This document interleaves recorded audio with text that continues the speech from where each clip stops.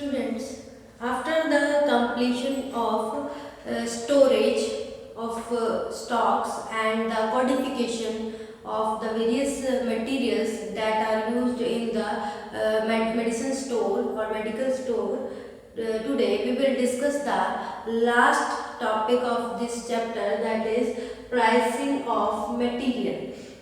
हमने one by one करके step पढ़े कि एक ड्रग हाउस मैनेजमेंट में क्या क्या चीज़ों की रिक्वायरमेंट है, कैसे उसको मैनेज किया जाता है। ठीक है, वो सारी चीज़ें हमने वन बाय वन करके हमने पढ़ी कि कैसे उसको स्टॉक को मेंटेन किया जाता है, उसकी स्टोरेज कैसे की जाती है, उसको आइडेंटिफाई करने के लिए अलग अलग कोड कैसे दिए जाते हैं। उसके बाद जो लास्ट आ गई कि हम प्राइसिंग ऑफ मटेरियल, किस तरह से कंज्यूमर को आपने पर्टिकुलर किसी भी मेडिकल प्रोडक्ट के ऊपर कितना खर्चा आया है, उस खर्चे के अकॉर्डिंग आप कितनी प्राइस डिसाइड करते हैं कि आप उसको कितनी प्राइस का वो प्रोडक्ट लगाएंगे। किसी भी कंज्यूमर को कम कॉस्ट लगानी है, हाई कॉस्ट लगानी है, आपने एमआरपी लगानी है या फिर कॉस्ट प्राइस लगानी है, तो वो डिपेंड करता है कि आप किस वे से उसकी प्राइस को डिसाइड करेंगे।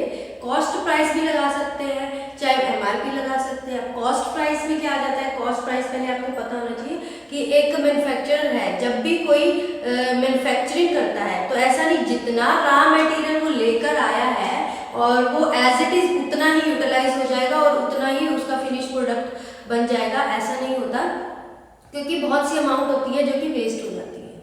ठीक है, कुछ भी अगर हम मैन्युफैक्चर करते हैं तो बहुत सी अमाउंट वेस्ट हो जाती है।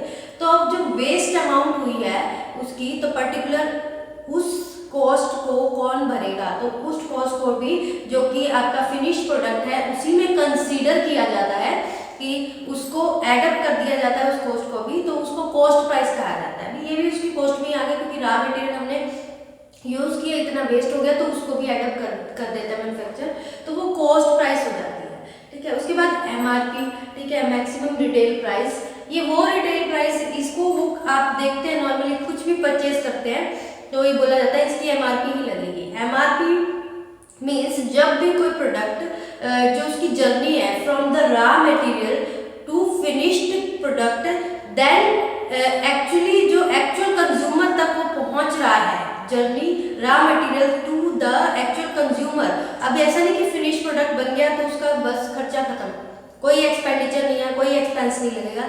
उसके बाद फिनिश प्रोडक्ट बनने के बाद जो उसकी जर्नी है टू ताकि वो रिसीव हो जाए एक्चुअल कंज्यूमर को, उसमें भी उसका एक्सपेंस होता है, उसका स्टोरेज का एक्सपेंस होगा, उसका ट्रांसपोर्टेशन का एक्सपेंस होगा, उसकी पैकेजिंग का एक्सपेंस होगा, उसके स्टॉक मेंटेनेंस का एक्सपेंस होगा, तो वो एक्सपेंस भी इंक्लूड करके, ठीक है, एमआरपी डिसाइड की जाती है। जैसे कोई लेबर है, लेबर चार्जेस है, ट्रांसपोर्टेशन चार्जेस है, या उसके ऊपर जो टैक्स लगता है, उसकी ट्रांसपोर्टेशन हो रही है, कोई इंपोर्ट हो रहा है या कहीं भी उसके ऊपर जितना भी उसके स्टोरेज पे चार्जेस है या फिर उसको स्टोर करने में कोई इलेक्ट्रिसिटी बिल है, ठीक है, वो सारी चीजें इंक्लूड करके जो चार्जेस होते हैं ना उसको एमआरपी कहते हैं, मैक्सिमम रिटेल प्राइस। ठीक है, मतलब कि हर चीज इंक्लूड होगी उसके अंदर भी। अब जो भी एक्चुअल कंज्यूमर को पहुंचेगा ना, वो सारा रॉ मटेरियल से लेकर फिनिश्ड प्रोडक्ट तक, फिनिश्ड प्रोडक्ट के बाद जब वो एक्चुअल कंज्यूमर तक पहुंच रहा है, जितने भी एक्सपेंसेस हैं वो भी कवर करता है,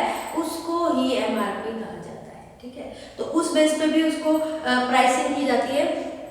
अब प्राइसिंग करने के अलग अलग मेथड्स हैं, हम वो पढ़ेंगे कि किस बेस पे प्राइसिंग की जाती है मटेरियल पे, कितना चार्ज करना है कंज्यूमर को, कितना कॉस्ट करना है, हाई कॉस्ट करना है, लो कॉस्ट करना है, कॉस्ट इन प्राइस करना है, एमआरपी बेस करना है, क्या करना है, होलसेल रेट देना है, किस तरह से उसकी प्राइसिंग करनी है पर्टिकुलर मटेरियल की। तो प्राइसिंग ऑफ मटेरियल में हम बात करें तो इसके अलग अलग 5 मेथड है, 5 मेथड हैं। सबसे पहले है FIFO method, that means first in first out. ठीक है, second one is LIFO method, that is last in first out, and third one is average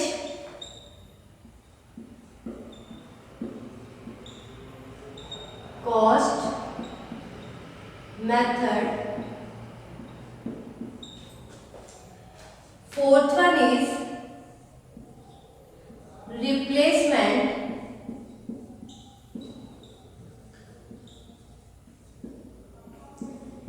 price method, fifth one is inflated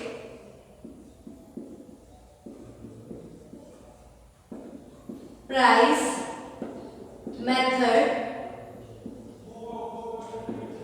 and last method, sixth one is standard price method.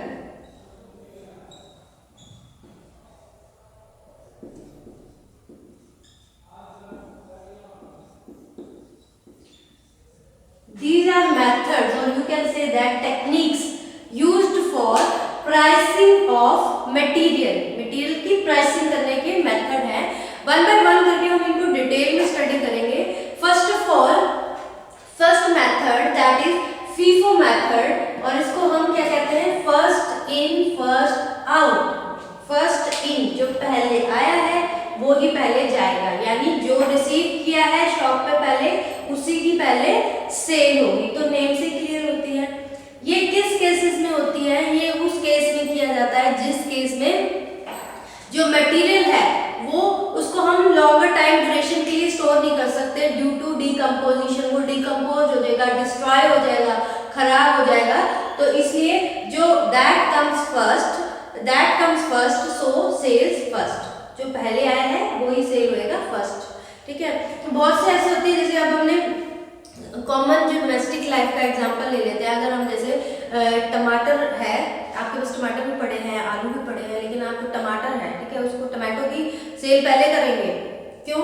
क्योंकि use भी पहले करेंगे, क्योंकि वो उसकी जल्दी destroy हो जाते हैं, वो जल्दी खराब हो जाते हैं, तो उसको पहले यूज करेंगे। इंस्टेड कि आप उसको पोटैटो पड़े रहेंगे, वो खराब नहीं होंगे। वैसे ही मेडिसिन लाइन में भी कुछ ऐसी लिक्विड प्रिपरेशंस होती हैं जो कि डिकम्पोज हो जाती है, तो वो जैसे फ्रेश आई है तो उसको पहले ही सेल करना चाहिए, क्योंकि it may be decomposed. So receive the goods and sell it in shorter duration, जो कि जो रिसीव किया है शॉर्टर ड्यूरेशन में उसको पहले सेल करो, क्योंकि वो डिस्ट्रॉय हो सकती है और एक्सपायर हो सकती है, उसको लॉन्गर ड्यूरेशन तक आप स्टोर नहीं कर सकते। ठीक है। तो उसके जो चार्जेस हैं, फॉर एग्जाम्पल आपने कोई मटेरियल लाया है, मान लो अभी 1 अप्रैल को कोई मटेरियल आपने स्टॉक कोई भी आया, किसी भी कोई भी मतलब कि सस्पेंशन का या इमल्शन का, कोई भी लिक्विड प्रिपरेशन का। ठीक है। उसके बाद आपने 2-4 दिन बाद फिर ऑर्डर कर दिया, क्योंकि आपका जो स्टॉक है वो उतना नहीं आपने मंगवाया था। तो आपसे अगर मान लो कोई जो आपने नेक्स्ट जो फ्रेश स्टॉक मंगवाया है, वो स्टॉक उससे 1 या 2 रुपये थोड़ा कॉस्टली है, ऐसा मान लो, ठीक है, उससे प्राइस उसका हाई है। लेकिन आपने क्या करना है, ऐसा नहीं कि आपके पास कस्टमर आ रहा है तो आप फ्रेश स्टॉक का प्राइस लगाओगे, नहीं, आप पहले जो लास्ट स्टॉक पड़ा है उसको क्लियर करोगे। और अगर मान लो उसी टाइम कोई न्यू पेशेंट आ रहा है और वो आपसे वो सेम इमल्शन, सस्पेंशन, जो भी लिक्विड मटेरियल है, आपसे वो प्रिस्क्रिप्शन लेकर आ रहा है और वो आपको प्रिस्क्रिप्शन के अकॉर्डिंग उसको हैंडओवर करना है, तो उस टाइम आप, अगर मान लो आपका जो पुराना स्टॉक है वो खत्म हो गया, लास्ट पीस दे दिया, और आपने फ्रेश स्टॉक दिया, तो वो फ्रेश स्टॉक का रेट फ्रेश स्टॉक के अकॉर्डिंग निकलेगा। लेकिन जो लास्ट है, पहले आपको लास्ट वाला क्लियर करना पड़ेगा। अगर आप लास्ट क्लियर करोगे तो उसकी कॉस्ट, लास्ट वाले की कॉस्ट जितनी ही आप लगाओगे। ऐसा नहीं कि आप आज फ्रेश स्टॉक ले आए हो और उसको उस फ्रेश स्टॉक के अकॉर्डिंग चार्ज करो, ऐसा नहीं। तो इसकी जो प्राइसिंग है, जो लास्ट में जो हमारा जो पहले आया था मटेरियल, उसके अकॉर्डिंग ही रहेगी।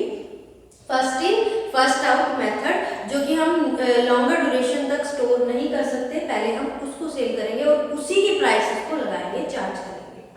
ये हो गया हमारा first method. Now move to the second method of pricing of material, that is LIFO method, last in first out. अब देखो बहुत सी ऐसी चीजें होती हैं LIFO मेथड में, जैसे आपके पास सामान पड़ा है, ठीक है, तो वो डिकम्पोज नहीं हो रहा, ठीक बट उसकी एक्सपायरी तो है ना, ठीक है। कोई भी चीज है, जैसे आप मेडिसिन में अमोक्सिसिलिन, कोई सपोज अमोक्सिसिलिन है, एक एंटीबायोटिक है, या एजिथ्रोमाइसिन है, ठीक है, कोई भी एंटीबायोटिक एग्जांपल ले लीजिए, अमोक्सिसिलिन है, ठीक है। आपने वो स्टॉक मंगवाया, ठीक है, आपके पास उसकी 2 स्ट्रिप्स पेंडिंग है, ठीक है, उसके बाद आपका फ्रेश स्टॉक आ गया, तो आपने पहले क्या करना है, जो उसकी 2 स्ट्रिप पेंडिंग है, लास्ट में जो रह गया उसको क्लियर करोगे, पहले उसकी सेल करोगे, इंस्टेड कि आप फ्रेश स्टॉक खोल लो। क्यों? क्योंकि उसकी भी वो खराब नहीं होता, फर्स्ट इन फर्स्ट आउट में तो वो डिकम्पोज हो रहा था, वो खराब हो रहा था, ठीक है, खराब होने वाली प्रिपरेशन थी, इसलिए उसको निकाल दिया। लेकिन लास्ट इन फर्स्ट आउट में क्या है, उसकी पर्टिकुलर एक्सपायरी डेट है, ठीक है। अगर आप उसको पहले नहीं सेल करते, उसकी क्लियरेंस नहीं करते, तो वो उसकी एक्सपायरी डेट में वो टाइम इंक्लूड होता रहेगा, ठीक है, और वो एक्सपायर हो जाएगी टाइम से पहले, ठीक है, वो अपने पर्टिकुलर टाइम पे एक्सपायर हो जाएगी और आप उसकी सेल नहीं कर पाएंगे, तो आपके लिए वो वेस्टेज में रह जाएगी। इसलिए जो लास्ट में आपके पास प्रोडक्ट पड़ा है, ठीक है, पहले आप उसको क्लियर करोगे, ठीक है, बिकॉज तभी आप जो नया स्टॉक लाए हो उसको क्लियर करोगे।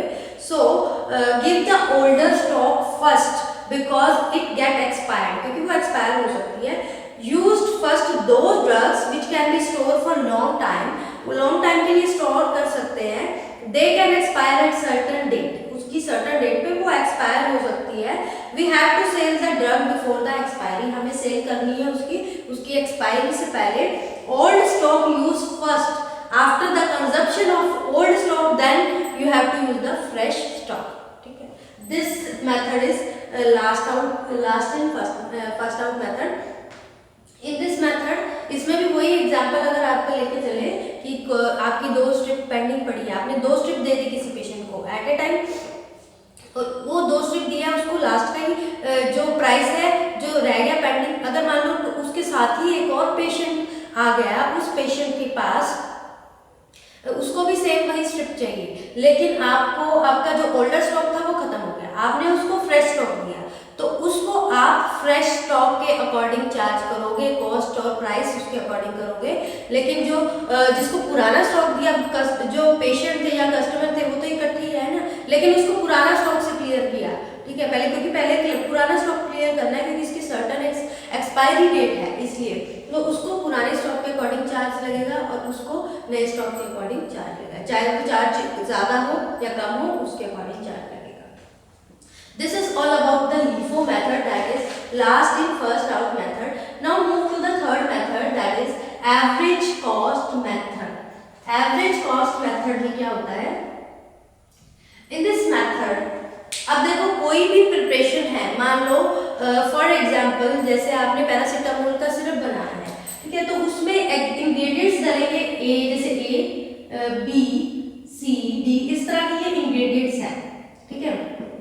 अब ये कुछ भी हो सकता है, A मान लिया आपने PCM है, ठीक है, B मान लिया B, C, D are excipients, ये एक्सिपिएंट्स हैं, जैसे B में क्या है, फ्लेवरिंग एजेंट हो गया,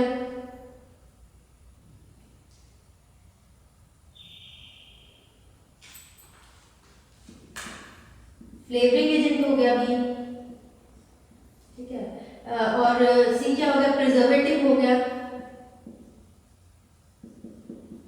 ठीक है, D कलरिंग एजेंट हो गया, ठीक है, इस तरह से ये अलग अलग प्रोडक्ट हो गए। तो एवरेज कॉस्ट मेथड में क्या, कैसे प्राइस को डिसाइड किया जाएगा, इसमें जितने जो एक प्रोडक्ट बनाने के अंदर जितने भी एक्सिपिएंट्स लगे हैं, जितने भी मटेरियल लगे हैं, उनकी अलग अलग जो कॉस्ट है उनको प्लस कर देंगे, ठीक है, अपॉन में नंबर ऑफ प्रोडक्ट, कितने नंबर ऑफ प्रोडक्ट है, ठीक है, इसमें ही आ जाएगा ऊपर, हम लिख सकते हैं cost of total product,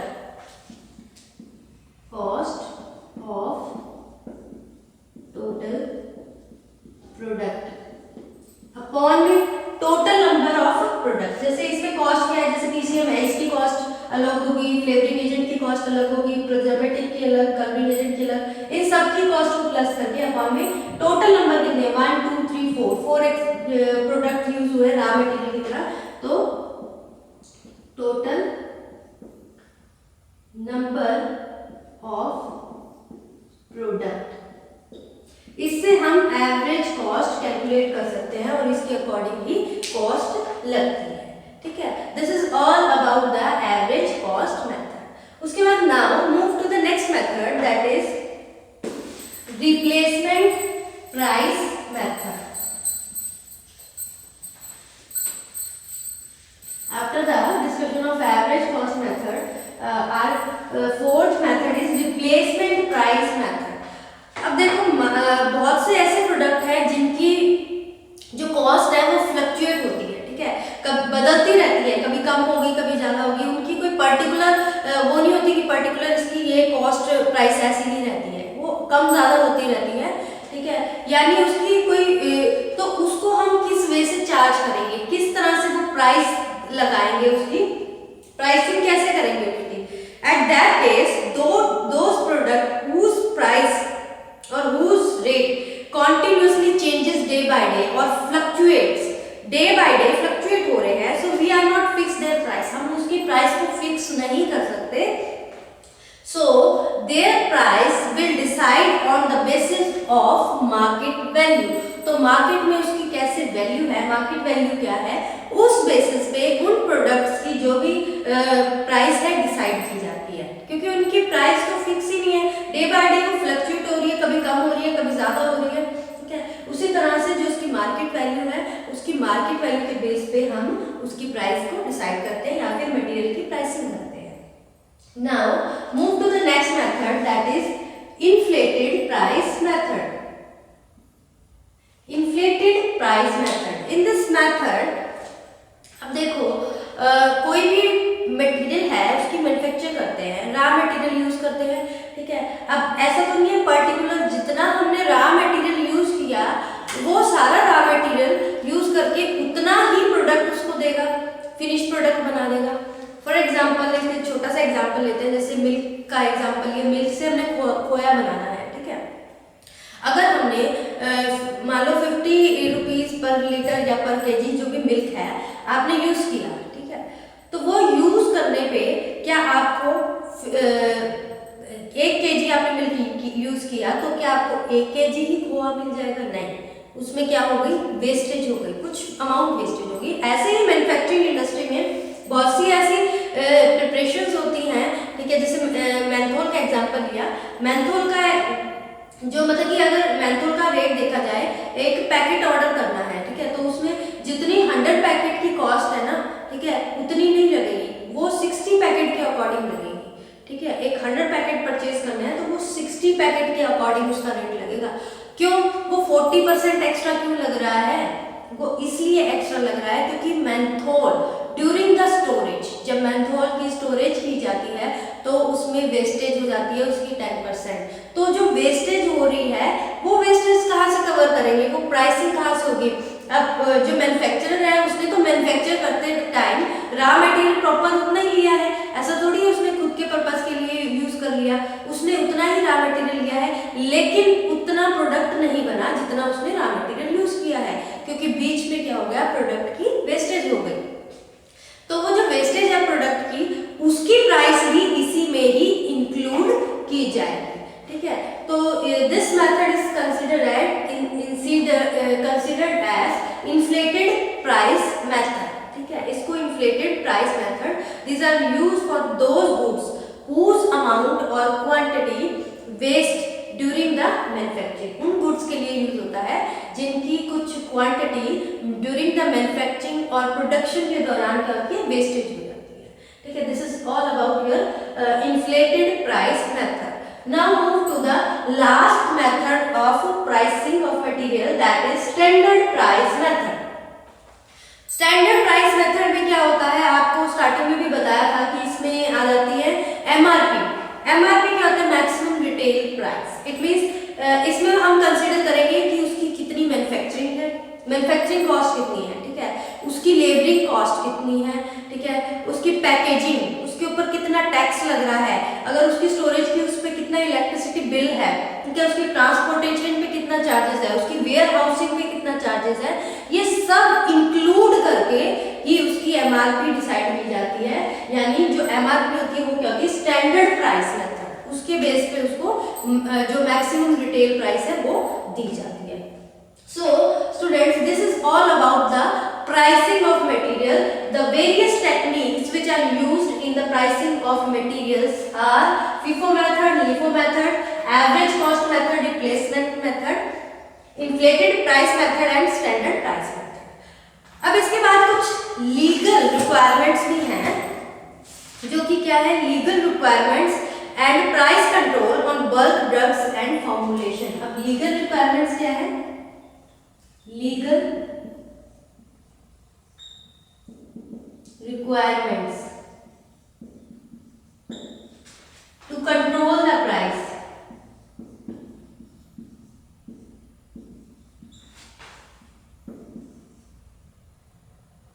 control the price of material और item या product जो भी है on material that is bulk drug and formulations. Bulk drugs क्या होती है? जो बल्क में, जैसे पैरासिटामोल, डाइक्लोफिनेक, सिर्फ ओनली ड्रग्स मंगवाई जा रही है। फॉर्मुलेशन क्या? प्रॉपर्ली जिसमें एक्सीपिएंट्स और ये एक्सीपिएंट्स ड्रग्स सब कुछ ऐड करके एक प्रॉपर फॉर्मुलेशन बनती है, ठीक है। उस पर कंट्रोल करने के लिए जो ड्रग प्राइस कंट्रोल ऑर्डर 1987 उसके बेस पे जो सेंट्रल गवर्नमेंट थी ना, सेंट्रल गवर्नमेंट ने क्या किया, इनको कैटेगराइज कर दिया, 3 तरह की कैटेगरी बना दी, ठीक है। प्राइस है बल्क ड्रग की, जो कि शेड्यूल 1 में आती है। Price of bulk drug not come under not specified under the schedule 1 and 2 and then retail price. ये 3 तरह की इसकी कैटेगरी बना दी। एक तो शेड्यूल 1 एंड 2 में आती है, not specified in schedule 1 and 2 and then retail price, ठीक है। इस बेस पे कैटेगराइज कर दिया। अब जो बल्क ड्रग है या फिर फॉर्मुलेशन है जो शेड्यूल 1 और 2 में आ रही है, उसमें क्या करना है, मैन्युफैक्चरर को सारी डिटेल, जो भी ड्रग्स उसकी शेड्यूल 1 और 2 में आ रही है, उसकी detail with their list of price उसके साथ या तो 31 जनवरी को और 30 जून को हमेशा एंटर होते हैं उसके नाम, वहाँ पे एंटर करवाएगा वो एप्लीकेशन फॉर्म फिल करके। उसके बाद जो मैन्युफैक्चरर वो ड्रग्स की मैन्युफैक्चरिंग कर रहा है, जो कि ड्रग्स शेड्यूल 1 और 2 में नहीं आती, तो मैन्युफैक्चरिंग के 14 डेज के बीच में, बिटवीन द 14 डेज वो सारी लिस्ट, सारी डिटेल देगा गवर्नमेंट को, ठीक है। एंड जब गवर्नमेंट उसकी जो फाइनेंस बिल की इंट्रोडक्शन कर रही है पार्लियामेंट में, उसके 30 डेज के बीच की उसके इंट्रोडक्शन, उसको इंट्रोड्यूस कर रही है फाइनेंस बिल को पार्लियामेंट के, उसके 30 डेज तक इंट्रोड्यूस करने के 30 डेज तक उसकी सारी जो प्राइसिंग है, प्राइस लिस्ट देगी उन ड्रग्स की जो कि शेड्यूल 1 और 2 में नहीं आती। उसके बाद रिटेल प्राइस। रिटेल प्राइस का फॉर्मूला है सीधा, retail price is equal to MC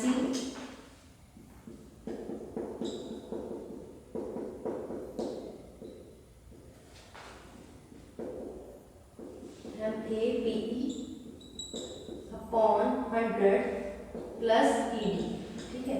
अब RP क्या है? RP मीन्स रिटेल प्राइस, ठीक है। कॉस्ट ऑफ MC क्या है? कॉस्ट ऑफ मटेरियल, मटेरियल की जो कॉस्ट है। CC कन्वर्जन कॉस्ट है एज पर नॉर्म्स, जो कि चेंज हो रही है टाइम टू टाइम, ठीक है। PM क्या है? Material price, packaging material price, जो पैकेजिंग मटेरियल है उसकी प्राइस, ठीक है। एंड PC क्या है? कॉस्ट ऑफ पैकेजिंग, ठीक है। MAP क्या है? MAPE is the maximum allowable post manufacturing expense, maximum allowable post manufacturing expense, यानी मैन्युफैक्चर करने के बाद जो भी खर्चा लग रहा है, ठीक है, जैसे उसकी स्टोरेज के लिए, उसकी ट्रांसपोर्टेशन के लिए, उसकी वेयर हाउसिंग के लिए, उसके टैक्सेस, वो उसको कहते हैं maximum allowable post manufacturing expenses.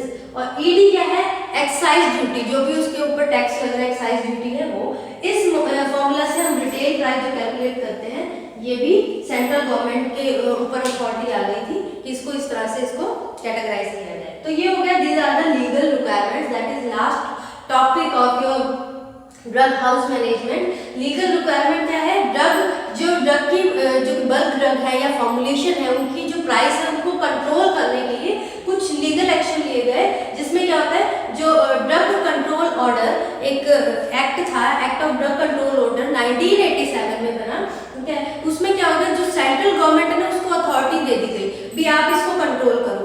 तो उन्होंने क्या किया, 3 कैटेगरी की ड्रग्स बना दी। एक तो जो schedule price of drug of bulk drug जो कि एंड फॉर्मुलेशन जो कि शेड्यूल 1 और 2 में आ रही है, और जो कि 1 और 2 में नहीं आ रही सेकंड कैटेगरी वो बना दी, और थर्ड कैटेगरी बना दी रिटेल प्राइस के अकॉर्डिंग कि आप ये फॉर्मूला से कैलकुलेट कर लो कितनी मार्केट प्राइस है, कितनी कन्वर्जन कॉस्ट है, कितनी पैकेजिंग मटेरियल की कॉस्ट है, कितनी कॉस्ट ऑफ पैकेजिंग है, ठीक है। पैकेजिंग मटेरियल कौन सा है, maximum allowable expenses, post manufacturing expenses और एक्साइज ड्यूटी, इससे कैलकुलेट करके आप बता दो, ठीक है। तो ये हो गया हमारा, ये रिटेल प्राइस का फॉर्मूला हो गया। इस रिटेल प्राइस से हम क्या कर सकते हैं, कैलकुलेट कर सकते हैं कि क्या रिटेल प्राइस है, ठीक है। तो this is all about the drug house management. This chapter is very important. इसमें हमने सारी चीजें डिस्कस की कि ड्रग हाउस मैनेजमेंट क्या होता है, ठीक है, और इसको मैनेज करने के लिए कौन कौन से स्टेप्स लिए जाते हैं, क्या क्या कैसा लेआउट होता है, कैसा डिजाइन होता है, ठीक है, कितना एरिया चाहिए हमें, किस तरह के डॉक्यूमेंट्स रिक्वायर्ड होते हैं, ठीक है, और हम सप्लायर को कैसे सिलेक्ट करते हैं, कैसे क्रेडिट इंफॉर्मेशन होती है, कैसे स्टोरेज की जाती है, को आइडेंटिफिकेशन के लिए मटेरियल को कैसे कोड्स दिए जाते हैं, कोडिफिकेशन कैसे होती है, लास्ट में उसकी प्राइसिंग, ठीक है।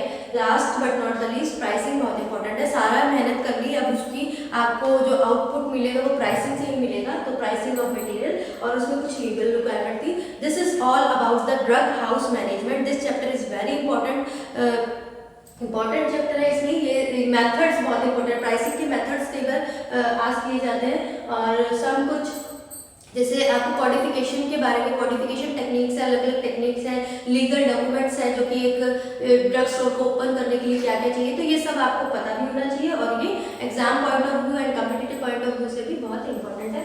सो ये chapter, this is all about the drug house management. Thank you students.